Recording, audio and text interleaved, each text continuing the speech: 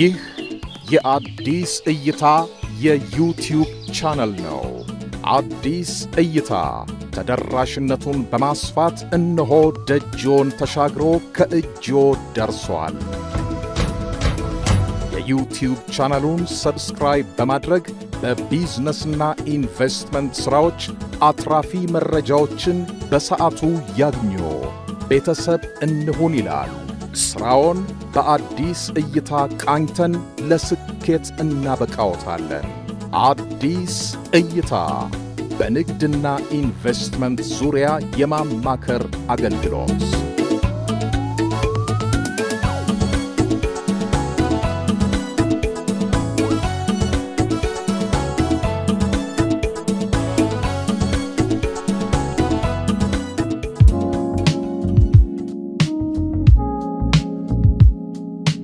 ብዙ ዓመት በመንግስት ስራና በተለያዩ ስራዎች ላይ ተቀጥሬ የሚሰራ ባለሙያ ነበርኩኝ። ባክግራውንድ የጤና ባለሙያ ነኝ፣ ሄልዝ ፕሮፌሽናል ነኝ። ብዙ ዓመት ልምድ አለኝ። አሁን ግን ከመቀጠር ወደ ራስ ቢዝነስ ለመግባት ስራዎችና እንቅስቃሴዎች ጀምሬ ከአዲስ እይታ ጋር የሚሰጡትን ትሬኒንጎች ወስጄ ወደ ኢምፖርት ኤክስፖርት ቢዝነስ ገብቼ ብዙ ነገሮችን አብረን እየሰራ እንገኛለን። በቅጥር ስራ ውስጥ ኦልሞስት 16 ዓመት ሰርቻለሁ። በተለያዩ ድርጅቶች ውስጥ በተለያዩ ፖዚሽኖች 16 ዓመት አገልግያለሁ።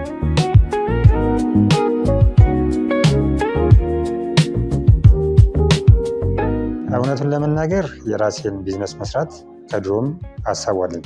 ከድሮ እና ሁልጊዜ አስባለሁ፣ በቅጥር ስራ ላይ ሆኜ አስባለሁ። ግን ያው ነገሮችና ሰዓቱ ሳይመቻችል ሲቀር ጊዜ ይፈጅባል። በራሱ ጊዜ ያው ነገሮች ሲስተካከሉ ወደ ራሴ ቢዝነስ ያኛውን ትቼ ሽፍት አድርጌያለሁ ማለት ነው።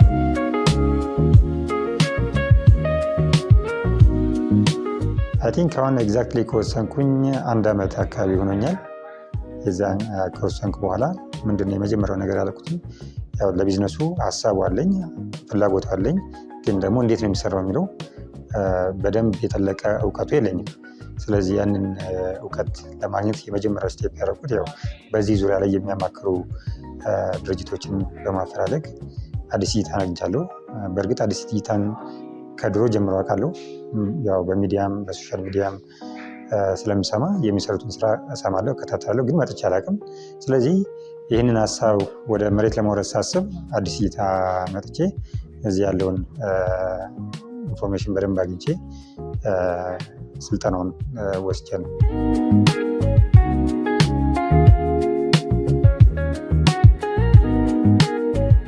የትኛውን ቢዝነስ ሊጀምር የሚለው ትክክለኛ ኖሌጁ የለኝም ስመጣ ወደዚህ። ስለዚህ ትሬኒንጉን ስወስድ ግን የተለያዩ አይነት የቢዝነስ አማራጮች እንዳሉ ያው ኢንፎርሜሽን ሰጠኝ ማለት ነው። በማኑፋክቸሪንግ ዘርፍ አለ፣ ኢምፖርት ኤክስፖርት አለ፣ ብዙ አይነት የቢዝነስ አማራጮች ያሉትን ሁሉ ኤክስፕሎር አደረኩኝ ማለት ነው። ከስልጠና የተነሳ በደንብ አማራጮችን አገኙኝ። ስለዚህ ለእኔ አሁን እንደ ጀማሪ ኢምፖርት ላይ ብሳተፍ ለቢዝነስ ጥሩ መግቢያ ይሆነኛል ብዬ አሰብኩኝ እና ያ ስልጠና ለውሳኔ የትኛው ቢዝነስ ላይ እንድሳተፍ ውሳኔ እንድወስን ረድቶኛል ማለት ነው። በየትኛው የቢዝነስ ዘርፍ ለመሳተፍ ትክክለኛ ኢንፎርሜሽን እና ከዛ ደግሞ ከኔ አቅም ጋር ከኔ ፍላጎት ጋር እና ደግሞ በቀላሉ ሊሰራው ይችላል የሚለውን እንድወስን አስችሎኛል። እና ትሬኒንጉ መሰረታዊ ነው። ትሬኒንግ ያልወሰደ ሰው ለውሳኔ ይቸገራል።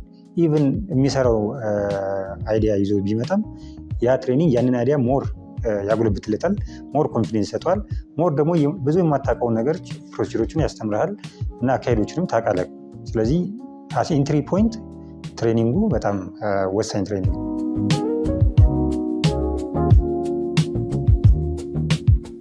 አዎ ከቅጥር ወደ ቢዝነስ ስትመጣ ቅጥር ላይ ያው ጊዜ የለም። ጠዋት ትገባለህ፣ ማታ ትወጣለህ እና ዩ አር ፉሊ ኦኩፓይድ ምናልባትም ከሰኞ እስከ ቅዳሜ።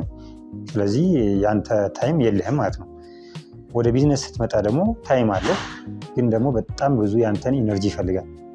ያንተን ኢነርጂ በብዙ መልኩ ይፈልጋል። ለምሳሌ ከሚያስፈልጉ መሰረታዊ ነገሮች አንዱ መሰረታዊ እውቀት ያስፈልጋል። ቢዝነስ ያለ እውቀት የሚሰራ ነገር አይደለም። እውቀት ሳይኖር ከገባ ያው ከስረት ትወጣለህ። ስለዚህ እኔ አሁን ቀጥታ ወደ ቢዝነሱ ለመግባት ያልፈለግኩት እውቀት ማግኘት አለብኝ። ኢቭን 50% እውቀት ቢኖረኝ ሙሉ አይደለሁም። ስለዚህ ያንን በዛ በቢዝነስ ቻሌንጅ ውስጥ ያለፉ በዛ በቢዝነስ ኤሪያ ውስጥ እውቀት ያላቸው ድርጅቶች ወይም ደግሞ ግለሰቦች ሊያማክሩ ይገባል። ካለበዛ አንተ ተነስተህ ዝም ብለህ ቢዝነስ ሊጀምር ብትል ያው ፌል የማድረግ ቻንሱ በጣም ሀይ ነው። ስለዚህ ከአዲስ እይታ ያገኘሁት ነገር አንዱ ምንድን ነው፣ ያለኝን እውቀት አጎልብቼ የሌለኝን እውቀት ሞልቼ አውቄው ሪስኩን አንደርስታንድ አድርጌ ወደ ቢዝነሱ እንድገባ አስችሎኛል።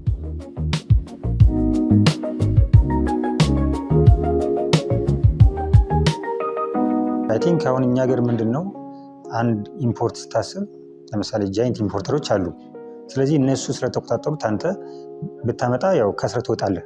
በተለይ ደግሞ በእውቀት ላይ ያልተመሰረተ ስራ የምትሰራ ከሆነ ሩመርስ የምትሰማ ከሆነ ውጪ ባለሙያ ያልተደገፈ ኢንፎርሜሽን ወደ አንተ አስገብተህ የምትወስን ከሆነ ዲስከሬጅ ነው የሚያደርግህ። ወደ ቢዝነስ ዓለም ውስጥ እንድትገባ አያደርግም። ስለዚህ የመጀመሪያው ነገር እንዳልኩ ወደ አዲስ እይታ ስመጣ ትክክለኛ ውሳኔ ላይ ለመድረስ እንድችል ከባለሙያዎች ትሬኒንግ አግኝቻለሁ።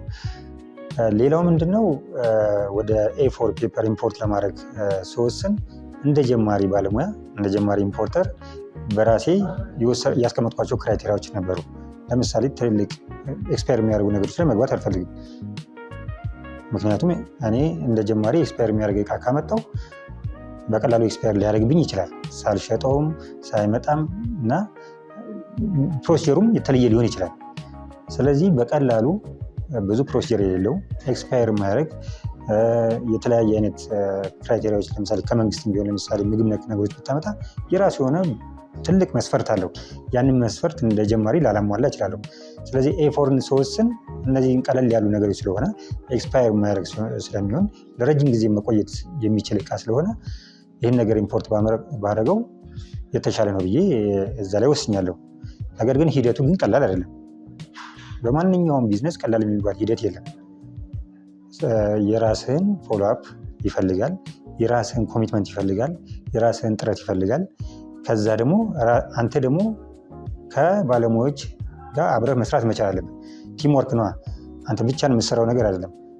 ከብዙ ቲም ጋር ከብዙ ሰዎች ጋር የሚያገናኝ ስለሆነ ከአዲስ እይታ ጋር ያንን በቲም ከአዲስ እይታ ባለሙያዎች ጋር እኔ ያለኝን እውቀት ከነሱ የማገኘን እውቀት እያቀናጀን ያው ሂደቱን ከመጀመሪያው ጀምሮ እስከ መጨረሻው ድረስ በተሳካ ሁኔታ ያሰብኩትን A4 ፔፐር ኢምፖርት አድርጌያለሁ።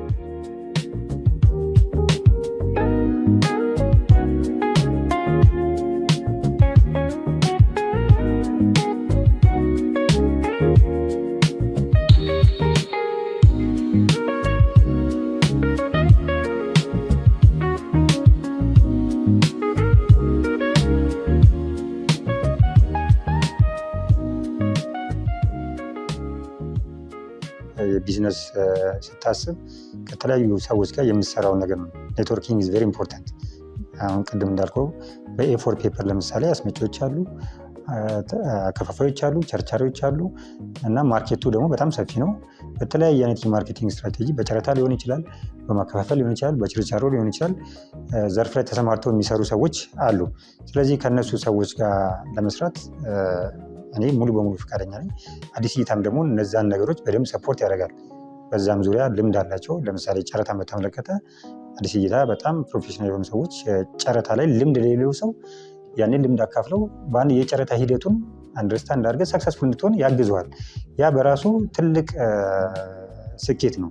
ሰው ቢዝነስ መስራት ይፈልጋል፣ ግን የማያውቀው ነገር እንዴት ልስራ ነው። ሁሉም ሰው ብር ሊኖረው ይችላል፣ አይዲያ ሊኖረው ይችላል፣ ግን እንዴት ልስራው ነው አሁን ችግሩ። ያንን ደግሞ እንዴት ሊስራው የሚለውን ነገር ደግሞ እውቀትና ኤክስፔሪንስ ሼር አዲስ እይታ በደንብ ይሰጣል። ያንን ነገር ከሌለህ ፍላጎት ቢኖርህ እውቀት ቢኖርህ ገንዘብ ቢኖርህ ያንን ያለህን ወደ ተግባር መለወጥ በጣም ከባድ ነው። ስለዚህ የተግባር ስራ ለመለወጥ የአዲስ እይታ ሰፖርት ለእኔ በጣም ቁልፍ ነበር።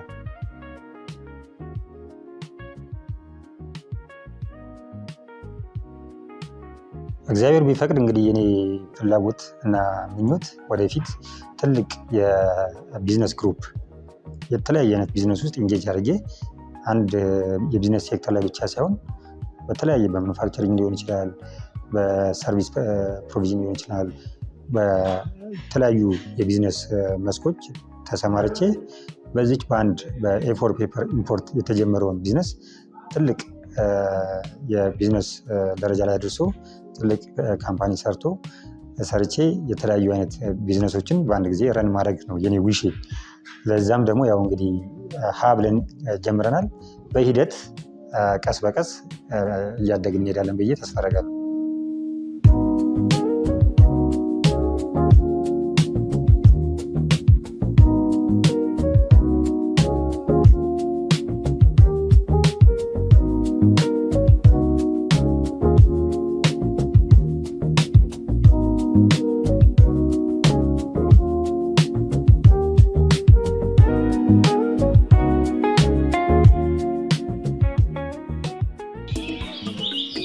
ይህ የአዲስ እይታ የዩቲዩብ ቻናል ነው። አዲስ እይታ ተደራሽነቱን በማስፋት እነሆ ደጅዎን ተሻግሮ ከእጅዎ ደርሷል። የዩቲዩብ ቻናሉን ሰብስክራይብ በማድረግ በቢዝነስና ኢንቨስትመንት ሥራዎች አትራፊ መረጃዎችን በሰዓቱ ያግኙ። ቤተሰብ እንሁን ይላል። ሥራውን በአዲስ እይታ ቃኝተን ለስኬት እናበቃዎታለን። አዲስ እይታ በንግድና ኢንቨስትመንት ዙሪያ የማማከር አገልግሎት